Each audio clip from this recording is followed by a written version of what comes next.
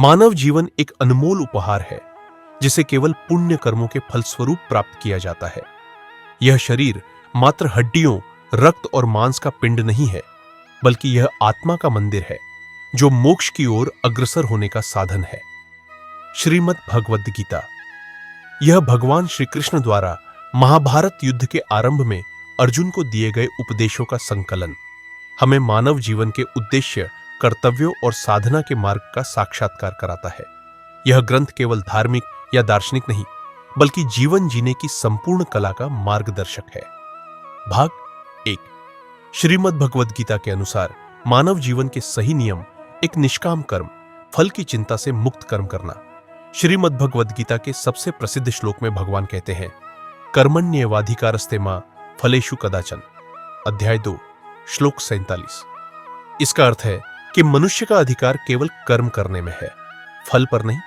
जब व्यक्ति कर्म करता है लेकिन फल की चिंता नहीं करता, तो वह निष्काम कर्म योगी कहलाता है। गीता यही सिखाती है, कर्तव्य करते जाओ, परिणाम की अपेक्षा मत करो, क्योंकि फल तो भगवान के अधीन है। जीवन में उपयोग हर क्षेत्र, चाहे वह शिक्षा हो, नौकरी, व्यापार या सेवा, हमें केवल समर्पण पूर्वक अपने कार्य पर ध्यान देना चाहिए। इससे मन शांत रहता है और आत्मा निर्मल होती है। 2. समत्व भाव, सुख दुख में समता रखना। भगवान श्री कृष्ण कहते हैं, सुख दुख के समय कृत्वा लाभालाभो जया जयो। अध्याय 2 श्लोक 28। सच्चा योगी वह है जो सुख दुख, लाभ हानि, जय पराजय में समान भाव रखे। यह समत्व ही योग का सार है। जीवन में उपयोग जब हम सुख दुख को संभव से स्वीकार करते हैं, तब न ही हम अत्यधिक हर्ष में डूबते हैं, न ही दुख में टूटते हैं। यही मानसिक संतुलन जीवन को स्थिर और दिव्य बनाता है। 3. आत्मज्ञान, आत्मा की पहचान करना। गीता आत्मा को अविनाशी, अजन्मा और अजर अमर बताती है। न जायते म्रियते व कदाचित। अध्याय 2 श्लोक 20। मानव शरीर नश्वर है, लेकिन आत्मा शाश्वत है। गीता हमें आत्मा की पहचान कराकर मोक्ष की ओर प्रेरित करती है। जीवन में उपयोग जब हम स्वयं को केवल शरीर नहीं बल्कि आत्मा समझने लगते हैं, तो हमारे दृष्टिकोण में गहराई आती है। हम स्थायी मूल्यों की ओर आकर्षित होते हैं और क्षणिक सुख दुख से ऊपर उठने लगते हैं। 4. इंद्रिय संयम, मन और इंद्रियों का नियंत्रण। उद्धरेदात्मनात्मानम नात्मानं वसादयेत्। अध्याय 6 श्लोक 5। व्यक्ति स्वयं ही अपना मित्र और शत्रु होता है। जो अपने मन और इंद्रियों पर नियंत्रण रखता है, वही जीवन में सफल होता है। जीवन में उपयोग खाने, बोलने, सोचने और देखने जैसी सामान्य गतिविधियों में भी संयम जरूरी है। मन पर विजय पाने से व्यक्ति विकारों से मुक्त होता है। 5. अहंकार त्याग, कर्तापन का अभिमान छोड़ना। प्रकृतेः क्रियमाणानि गुणैः कर्माणि सर्वशः। अध्याय 3 श्लोक 27। प्रकृति के गुणों द्वारा ही सारे कार्य होते हैं, लेकिन अहंकारवश जीव सोचता है, मैं करता हूं। जीवन में उपयोग जब हम अपने हर कार्य का श्रेय ईश्वर को देते हैं, तो हमारा अहंकार गलता है और हम विनम्र बनते हैं। यही सच्चा आत्मविकास है। 6. भक्ति योग, भगवान में पूर्ण श्रद्धा और समर्पण। सर्वधर्मान परित्यज्य मामेकम शरणम व्रज।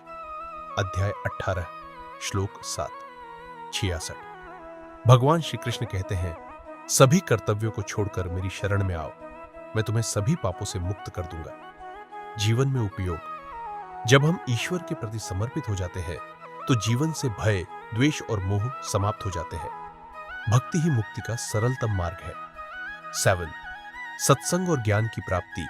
तद्विद्य प्रणिपातेन परिप्रश्नेन सेवया। अध्याय 4 श्लोक 34। ज्ञान को प्राप्त करने के लिए श्रद्धा, सेवा और गुरु के प्रति समर्पण जरूरी है। जीवन में उपयोग अच्छे विचारों, अच्छे लोगों और सत्कर्मों के संग से ही हमारा जीवन दिव्य बनता है। भाग 2। श्रीमद् भगवद गीता के अनुसार मानव जीवन का लाभ एक मोक्ष प्राप्ति का सर्वोत्तम अवसर। गीता के अनुसार केवल मानव जीवन में ही मोक्ष संभव है। अन्य योनियों में जीव केवल भोग और कर्म फल भोगता है, लेकिन मानव शरीर साधना का साधन है।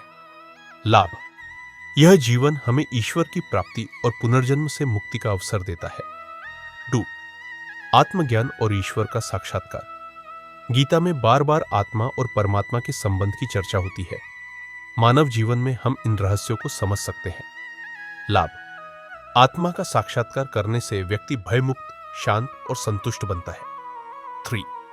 धर्म पालन और कर्म की शक्ति। मानव जीवन धर्म पालन के लिए ही है। गीता बताती है कि प्रत्येक व्यक्ति को अपने कर्तव्य धर्म का पालन करना चाहिए, चाहे वह ब्राह्मण हो, क्षत्रिय, वैश्य या शूद्र। लाभ। जब हम अपने कर्म और धर्म के प्रति सजग रहते हैं तो समाज और स्वयं दोनों का कल्याण होता है। 4. संपूर्ण योग साधना का अवसर। गीता में 3 मुख्य योगों का वर्णन है।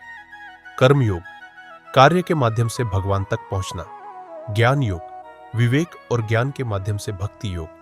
प्रेम और समर्पण के माध्यम से लाभ।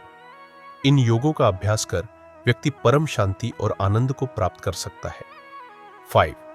संस्कारों और वैचारिक ऊंचाई का माध्यम। मानव जीवन हमें नैतिकता, करुणा, त्याग, सेवा और प्रेम जैसे दिव्य गुणों को आत्मसात करने का अवसर देता है।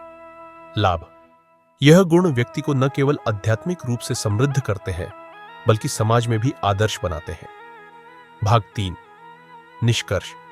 गीता के नियमों पर चलकर दिव्यता की ओर श्रीमद् भगवद गीता केवल एक धार्मिक ग्रंथ नहीं बल्कि एक जीवित जीवन शैली है। यदि हम गीता के नियमों, निष्काम कर्म, समता, आत्मज्ञान, भक्ति, संयम और अहंकार त्याग का पालन करें तो हमारा जीवन केवल भौतिक नहीं बल्कि आध्यात्मिक भी बन जाता है। मानव जीवन का लाभ तभी संभव है जब हम इसे केवल भोग का साधन नहीं बल्कि ईश्वर की प्राप्ति का अवसर माने। गीता हमें यही सिखाती है, सर्व प्राणी एक ही परमात्मा के अंश है और मानव जीवन उस परमात्मा को पहचानने का अवसर है। समाप्ति गीता के उपदेश आज के युग में भी उतने ही प्रासंगिक है जितने महाभारत के समय थे। आज जब संसार भ्रम, मोह, लालच और अशांति से ग्रस्त है, गीता के सिद्धांत मनुष्य को सच्चा मार्ग दिखा सकते हैं। इसलिए हमें चाहिए कि हम गीता को केवल पुस्तक न समझें बल्कि अपने जीवन की दिशा दर्शिका बनाएं।